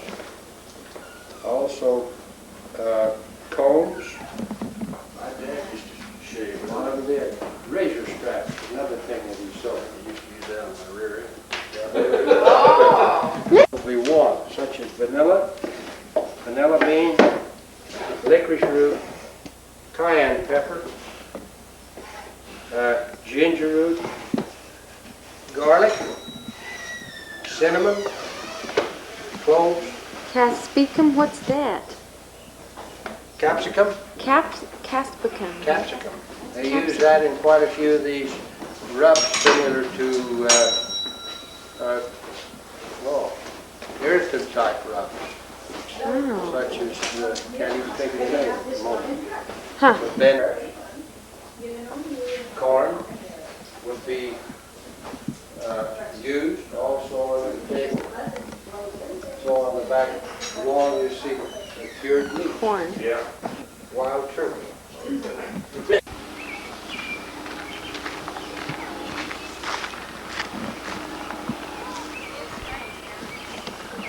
There's a gentleman in here showing them how they made their guns.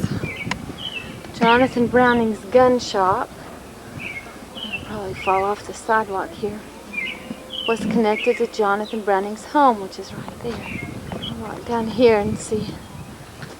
If these were beautiful homes. The glass is, you can tell it's hand blown. It's real shiny and bubbly.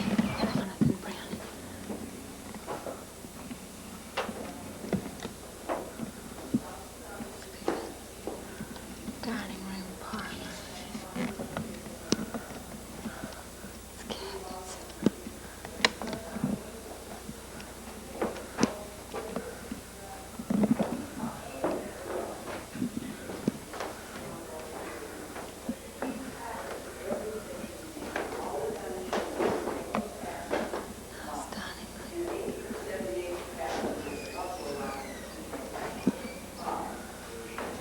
It is no longer in production. He patented these in the early years of the 1900s. This one was his favorite. He felt like this was his best gun, and that was in 1900.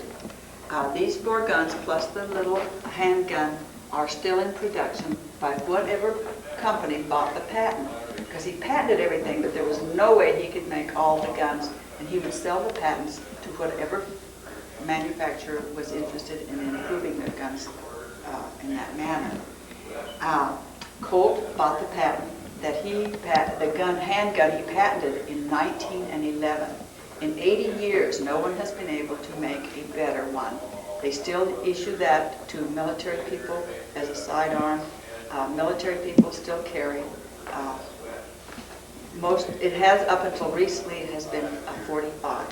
This particular model is a 9mm, and there was a man in here yesterday morning, who said the United States is ordering 9mm guns like that now. See, this was a young mother. They were trying to switch us to the medical system, and they didn't even know those things. Anyway, no one has been able to make a better gun. These guns that he patented in the early 1990s are still people's favorites. You can hardly buy a gun that doesn't have a Browning invention on it. But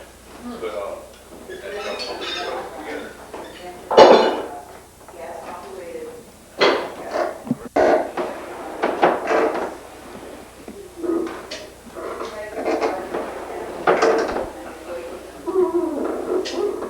like this lady can do it, even she could do it. Can she? Let's see. Let's see, you bet. She did. I'm noisier than he is. Yeah, you are. It'll be no time at all until it's all over. Okay, this a little spring-fed well down there, and that's where they kept their milk, butter, cheese, eggs, and so forth, fresh, a little longer. The rest of it's a root cellar. The water level stays pretty much the same, as the spring flows through it. Butter churn. Yes. This is No kidding. a rocker churn, and you put the cream down in there, and you put the baby up on top in a cradle or a basket, and then you sit down here, and while Mother... Esther V. Stoddard Tinsmith.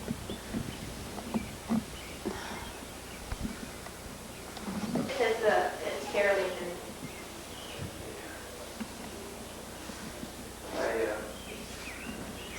Last time I was in Malibu was, we need to see this, and we're going to go to Carthage Stadium, we're going to get back up to Chicago to catch a plane.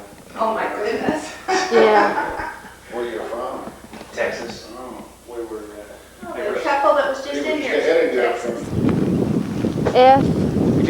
Meriwether proprietor. John Taylor home. No idea it would be so big.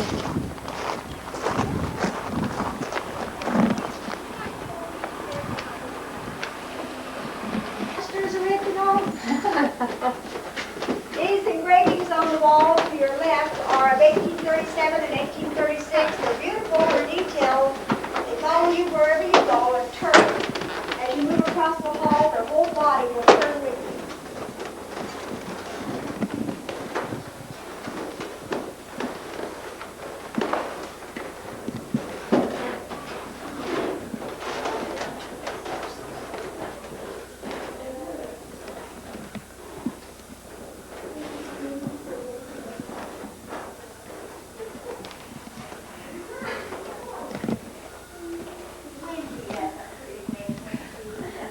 Well, this is the children's lot bigger. When they did the restoration, they took out this corner for a modern bathroom facility. We're glad they did, but it did shorten the room. The little doll and the little rocker are both over 100 years old. The little doll has a little porcelain face and a little porcelain hands. She is so sweet. She's not cracked in any way. They're just dressed so darling. Isn't that cute? And she has little stuffed legs and body. The little horse is even older. It could have been made here in Nauvoo in the 1840s. It has little horsehair for its mane and for its tail and little leather ears, and very detailed in its features, but it's hand carved out of wood. And the bed, that's a pretty high bed.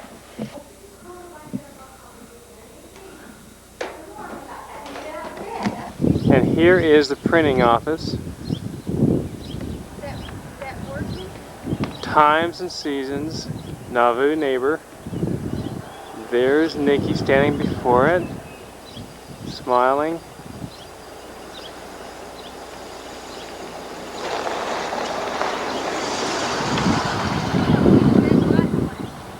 It says record. Bottom of the wood type, bottom of the metal type, and furniture on the outside, and we're going to do on that. After this was done, the pages as they come off the stone over there, if they have been, if this has been real handset type, that page was way over 100 pounds.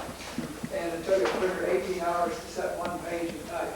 So he didn't handle it very carefully. He handled it very, very carefully. If you bumped it and it started falling apart, there was just them that would just walk away and cry. Because they had four pages in the newspaper, it took 72 hours of typesetting to do that. Here I am, looking down several of the streets here in Nauvoo.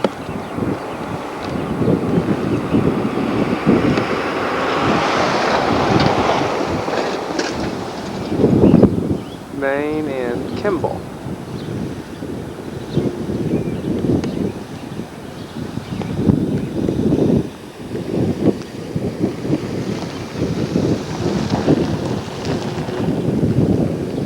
Home of Vincent Knight. This is a private residence, and so therefore the general public cannot go in it.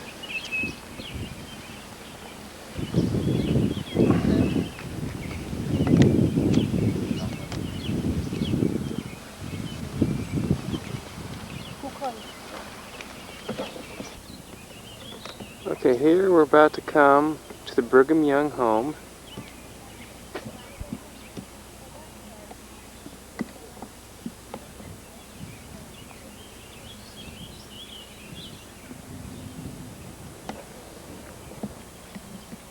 And here is another shot of the Brigham Young home.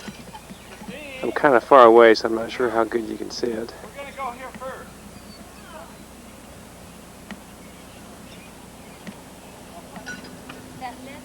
And there's Nikki on the steps. Wife, Mary Ann, and 6 children. They came up the river from Missouri, and they settled over in Montrose this way. I always point the wrong way, but they're across the river in Montrose. There are some army barracks over there, and there was very little housing here, so they settled over there in the army barracks.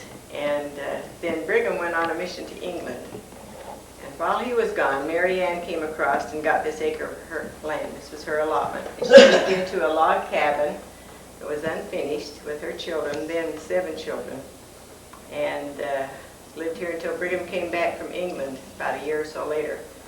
And then when he came back, he started working on the yard, put in the gardens and the orchards and building. The mirror and the rocking chair were Brigham Young's, and they were in this home. No, they weren't. Well, we don't know if they were here used in this area. Probably not. Probably a chef stand for it.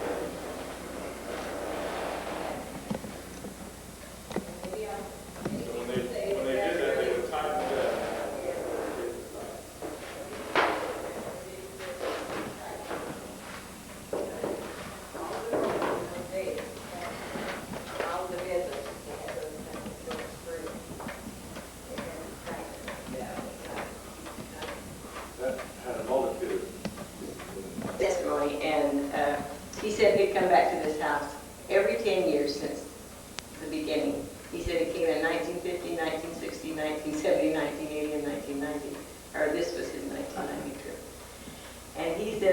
described the house. It's very interesting because we were working there. He described what it looked like in 1950 before they had purchased it. He told how it was just covered with vines and how there were big 2x4s holding up walls and things like that. But this house has always been lived in and cared for. That's why it's still standing. And of course, this room, you notice it's different. For any member of the Church of Jesus Christ of Latter-day Saints, this is a special room. Because here, when Joseph Smith and Hiram were martyred, Brigham Young, a senior member of the Council of 12, along with the Council of the 12, governed the church from this room for 2 years until they left.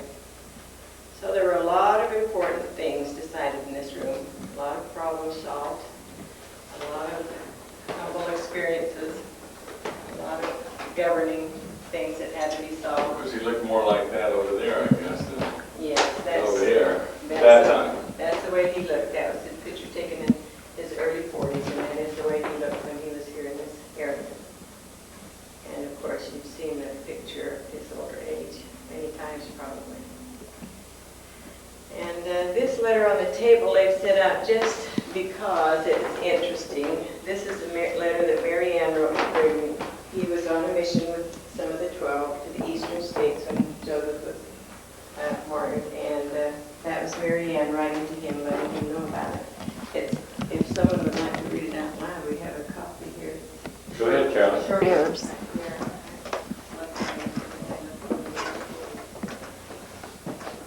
What's this on the wall here? Well, doesn't have anything to do with the Brigham home, but as to any genealogist. 1788. Yes, to any genealogist, that would be priceless. The name of that family was Small, and they've got the birth dates. Someone has done a stitchery of the. Oh, I see. That's how they kept their genealogy. Write it down in the Bible or put it on stitchery or Now, something. this has all been. Brigham Young's home.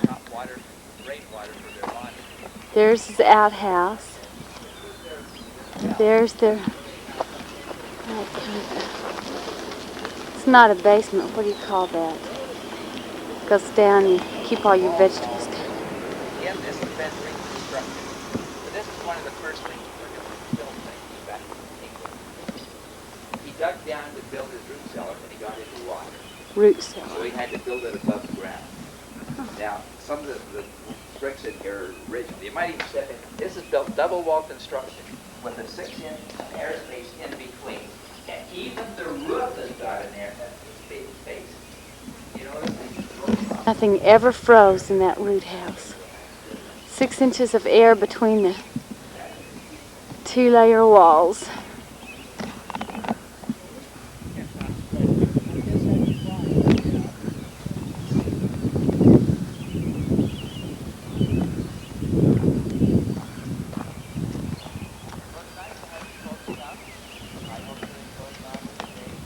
These homes, but it wasn't open when the Latter-day Saints lived here. This was all homes, and she said you could walk through the fields and find foundations to many homes.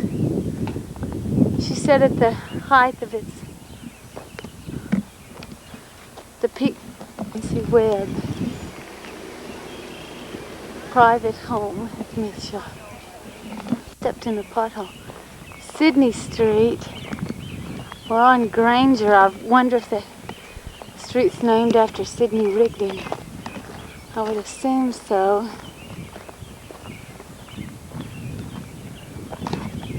Smith Red Brick Store.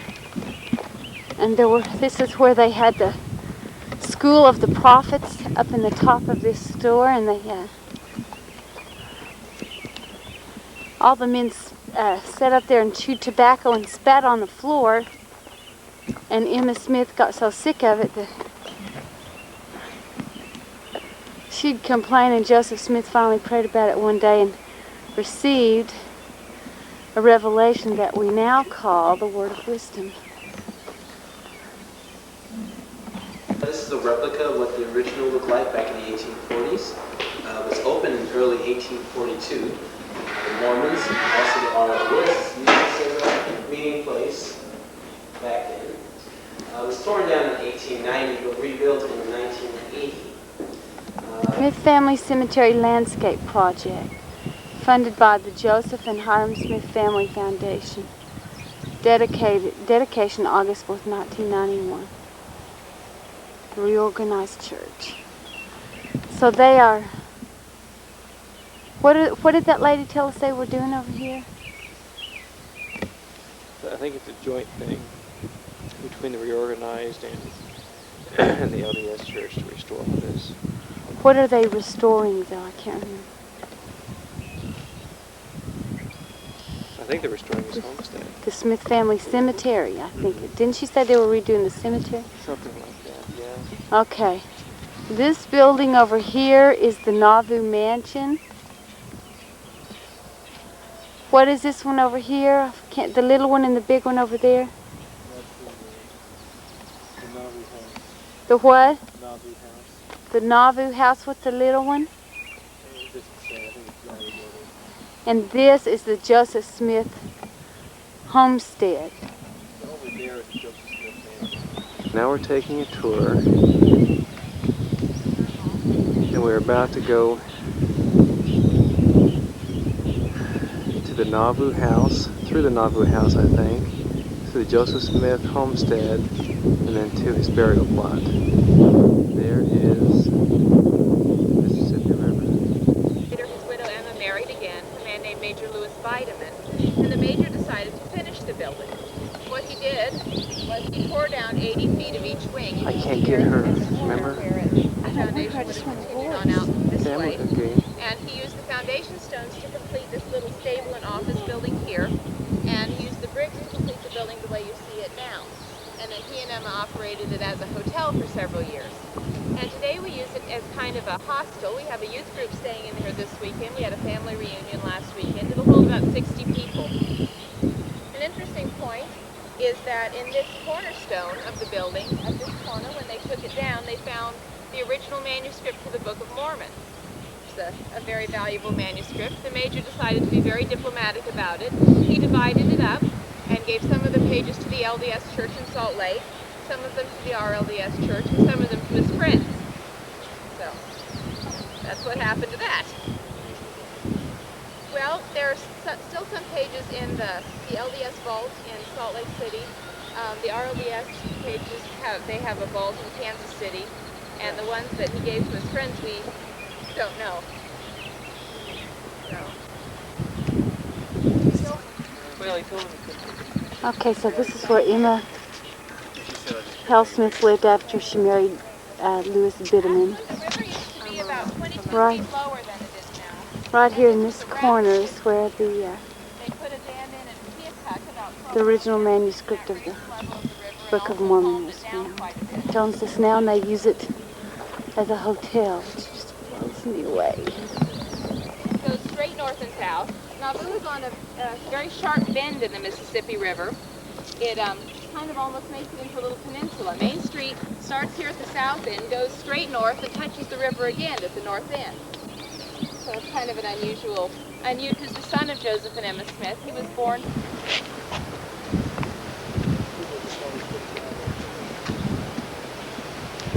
Bed, we call it. It's the original home of Joseph and Emma Smith when they came to Nauvoo. The log portion of the building was standing when the saints got here. Joseph and Emma and their 4 children moved into the log house, and the rest of the saints camped in the area until they could get their houses built. The room in the back was added by Joseph Smith a year later in 1840, and then the 2-story addition was made by Joseph Smith III, Joseph and Emma's son, who moved back into the homestead in 1858. He'd been living on the family farm a few miles out of town. And we'll go through the homestead in just a minute. We'll go up by the... Evan was here when Joseph moved here. He and Emma moved into it, and everybody camped around them. This section right here was added on by Joseph III. To the presiding patriarch of the church, and his wife Emma, who is also very important in the church. She was the president of the Women's Relief Society and fulfilled several roles. They were important not only to the church but also to the city of Nauvoo, not only religiously but also politically and economically. Joseph Smith was instrumental in plotting the city. He was the second mayor of Nauvoo, He was the general of the Nauvoo Legion, which was the city militia. He was one of the leading businessmen in town. He did a great deal of land trading.